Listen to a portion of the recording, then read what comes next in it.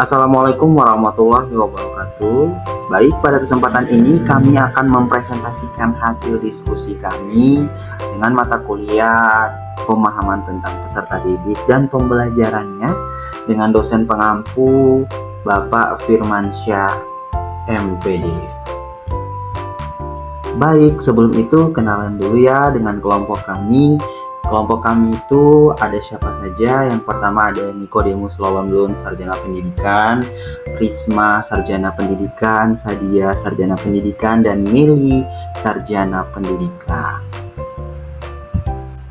Baik, tugas ini merupakan tugas mata kuliah pemahaman tentang peserta didik pada alur Merdeka bagian ruang kolaborasi di topik 1, mengenal peserta didik. Bagaimana sih tanggapan terhadap kasus di ruang kelas? Baik, adapun kasus 1 dari cerita tersebut itu adalah sebagai berikut. Bayangkan jika Anda adalah seorang guru matematika di kelas 7. Saat ini Anda hendak menyampaikan materi mengenai matematika soal yakin mencari nilai rata-rata atau min untuk memudahkan peserta didik dalam memahami pembelajaran. Anda mencoba untuk membuat urutan atau langkah-langkah yang perlu diketahui, yang perlu diikuti oleh peserta didik agar dapat mencari nilai rata-rata pada sebuah soal. Anda meminta kepada peserta didik untuk mengerjakan soal yang Anda berikan. Hasilnya, peserta didik ini mampu mengerjakan dengan benar sesuai dengan langkah yang telah Anda siapkan. Beberapa saat kemudian, Anda meminta kepada peserta didik untuk mengulangi soal yang sama tanpa melihat urutan pengerjaan soal, dan peserta didik mampu mengerjakannya dengan benar. Baik, dari kasus cerita tersebut timbul sebuah pertanyaan ya. Yang pertama adalah, menurut Anda, apa yang membuat peserta didik mampu mengerjakan soal dengan baik pada percobaan kedua tanpa melihat urutan atau langkah pengerjaan soal? Baik, berdasarkan hasil diskusi dari kelompok kami mendapatkan dua pilihan jawaban. Yang pertama adalah berdasarkan ilustrasi yang telah kami gambarkan, bahwasannya anak tersebut sudah mampu mengerjakan latihan atau soal. Jadi itu dikarenakan yang pertama, guru telah menjelaskan secara urut terkait langkah-langkah untuk mendapatkan nilai min yang dikerjakan. Di sini selanjutnya guru telah memberikan penjelasan pengerjaan contoh soal dengan jelas. Jadi pada kasus ini siswa telah memahami bagaimana cara mencari dan cara menentukan nilai rata-rata yang diberikan oleh guru. Baik, masih pada kasus yang pertama, yaitu dengan sebuah soal yang kedua adalah sebagai seorang calon guru. Dalam kegiatan belajar yang seperti pada metode di atas, dapat diterapkan elaborasi jawaban Anda dengan menyertakan teori yang berkaitan. Baik, saya akan mencoba menjawab berdasarkan hasil presentasi dari kelompok kami. Jadi berdasarkan hasil diskusi, bahwa kami mendapatkan dua jawaban lagi. Untuk jawaban yang pertama, di sini dapat diterapkan dalam kegiatan belajar seperti pada materi yang membutuhkan proses pengerjaan dan hasil. Contohnya seperti mencari nilai min. Berarti metode yang diajarkan oleh guru tersebut tadi itu bisa kita terapkan dalam kegiatan proses belajar mengajar yang membutuhkan hitung atau membutuhkan perhitungan dan menentukan hasil dari yang dibutuhkan, seperti itu. Ya, selanjutnya pada kasus ini guru itu menerapkan metode latihan soal dan penugasan. Hal ini merupakan salah satu ciri-ciri dari teori belajar behavioristik. Nah, yang diketahui teori belajar behavioristik ini adalah perubahan tingkah laku sebagai hasil dari pengalaman. Jadi kasus satu ini ketika siswa mengamati penjelasan guru dengan memberikan latihan soal, siswa tersebut telah mampu menguasai materi yang diberikan, sehingga ketika diberikan latihan soal, siswa mampu menjawab dengan kemampuannya. Selanjutnya, kasus yang kedua, Rina adalah seorang guru di kelas 1 SD. Sebagian besar peserta didiknya belum bisa berhitung dengan lancar. Rina sedang memikirkan cara yang sesuai untuk membantu setiap peserta didik menyelesaikan tantangan belajarnya.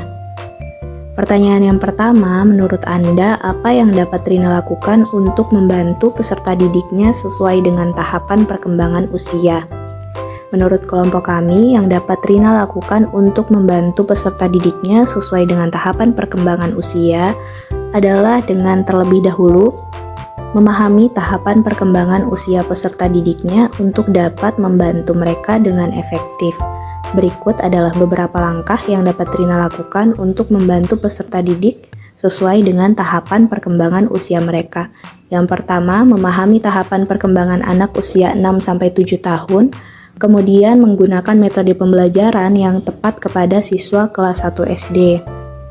Pertanyaan yang kedua, mengapa Anda menyarankan hal tersebut? Elaborasi jawaban Anda dengan menyertakan teori yang berkaitan. Kami menyarankan hal tersebut karena Rina perlu memahami terlebih dahulu bahwa anak-anak usia 6-7 tahun berada dalam tahap perkembangan kognitif yang masih dalam proses perkembangan. Jadi, gunakanlah manipulatif matematika seperti blok bangunan, kancing, atau kelereng untuk membantu anak-anak memvisualisasikan dan memahami konsep berhitung. Misalnya, mereka dapat menghitung blok atau kelereng saat belajar penjumlahan atau pengurangan sederhana.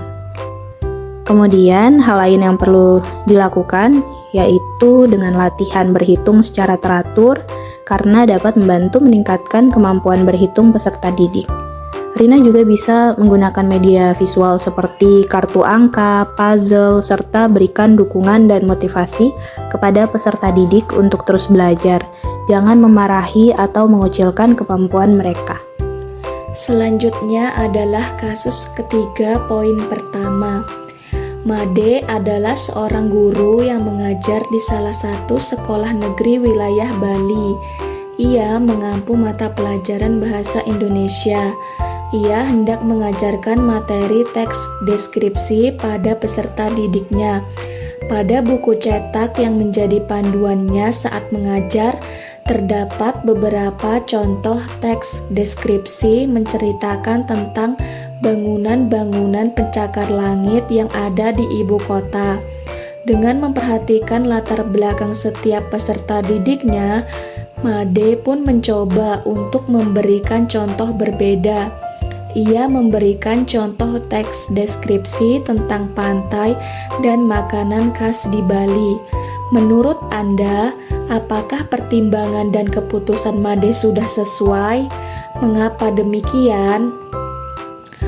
Jawabannya, menurut kelompok kami, pertimbangan dan keputusan Made sudah sesuai karena Made menggunakan metode konstruktivisme, yaitu metode yang melibatkan pengalaman interaksi sosial serta pengetahuan yang dilihat dari lingkungan sekitar melalui contoh teks deskripsi tentang pantai dan makanan khas di Bali yang ada di tempat tinggal mereka, sehingga siswa dapat lebih memahaminya dengan mudah.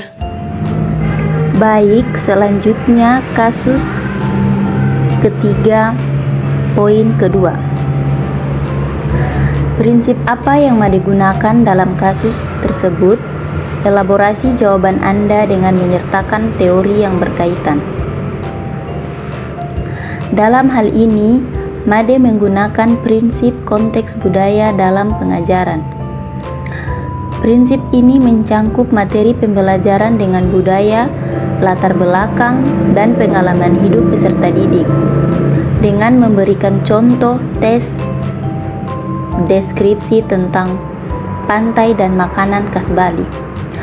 Made menciptakan hubungan antara materi pelajaran dengan konteks budaya lokal peserta didiknya.